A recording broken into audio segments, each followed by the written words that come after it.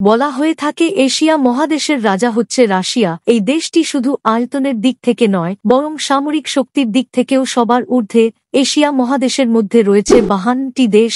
এই 52টি দেশের মধ্যে রাশিয়া সবার উপরে। পৃথিবীতে আরও একটি দেশ আছে যেটি শক্তির দিক থেকে 1 নম্বরে আছে, আর এই শক্তিশালী দেশটি হচ্ছে আমেরিকা। রাশিয়া ও আমেরিকার সামরিক শক্তির দিক থেকে কেউ কারোর থেকে কম নয়।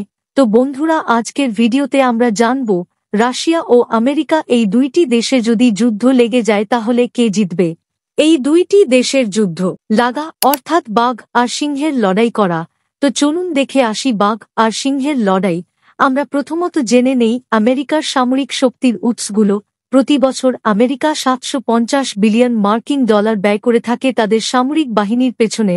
আমেরিকার সমস্ত অস্ত্রই তারা নিজেরা তৈরি করে থাকে। আমেরিকার সেনাবাহিনীর কাছে আছে বিশ্বের 1 নম্বর ট্যাঙ্ক আব্রাহাম। 6300টি আব্রাহাম ট্যাঙ্ক আছে আমেরিকার বাহিনীর কাছে। আর্মার ভেহিকেল আছে 40,000, আর্টিলারিয়া আছে 4,000। আমেরিকান সেনাবাহিনীর কাছে আছে কয়েকশো অ্যাটাক হেলিকপ্টার এবং ড্রোন, যা পৃথিবীর অন্যান্য সেনাবাহিনী থেকে সম্পূর্ণ আলাদা।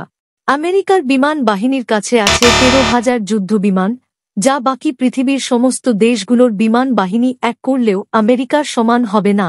বিমানের মধ্যে শক্তিশালী F-6 কয়েক দশক ধরে বিভিন্ন যুদ্ধ ময়দানে শত্রুপক্ষকে সর্বশান্ত করে দিচ্ছে।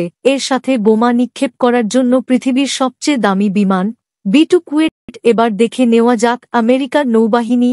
আমেরিকার নৌবাহিনী আসলে গোটা পৃথিবীতে সবচেয়ে শক্তিশালী 5 মহাসাগর এবং 7 মহাদেশের প্রতিটি জায়গায় আমেরিকার নৌবাহিনী উপস্থিত।